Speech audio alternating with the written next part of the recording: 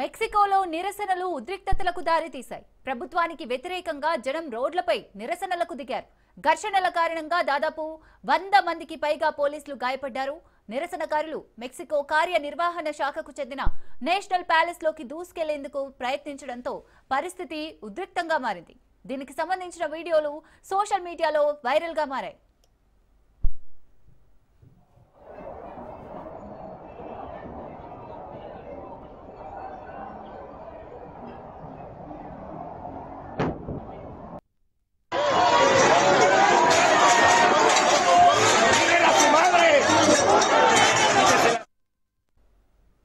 మెక్సికోలో అవినీతి పెరిగిపోయినా శిక్షలు లేకపోవడాన్ని వ్యతిరేకిస్తూ ప్రజలు ఆందోళనకు దిగారు. అధ్యక్షురాలు క్లాడియా షీన్బామ్ మాదక ద్రవ్యాల వ్యాపారులతో కుమ్మక్కయ్యారని ఆరోపించారు. క్లాడియా షీన్బామ్ అధికారిక నివాసమైన నేషనల్ ప్యాలెస్ లోకి దూసుకెళ్లేందుకు నిరసనకారులు ప్రయత్నించారు. వేల సంఖ్యలో జన సమూహం వీధుల్లోకి వచ్చారు. నిరసనకారుల్లో చాలా మంది షీన్బామ్ రాజీనామాకు పిలుపునిచ్చారు. ఈ సందర్భంగా నిరసనకారులకు ప్రతిపక్ష పార్టీల నుంచి బలమైన మద్దతు సైతం లభించింది.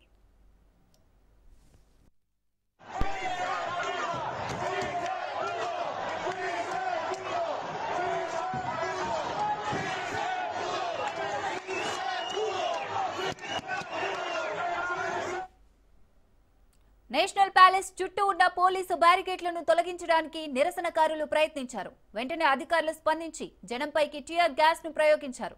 దీంతో వారంతా పరుగులు తీశారు. అనంతరం ఒక గుంపు మెక్సికన్ పోలీస్ అధికారిని జనంలోకి లాగి కొట్టారు.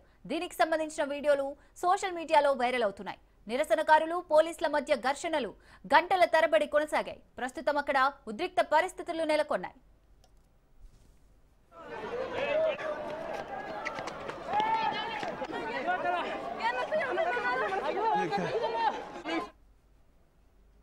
నవంబర్ 1న మిచోకాన్లోని ఉరుపాన్ మేయర్ కార్లోస్ మాంజో హత్య తర్వాత ఉద్యమం పెరిగింది.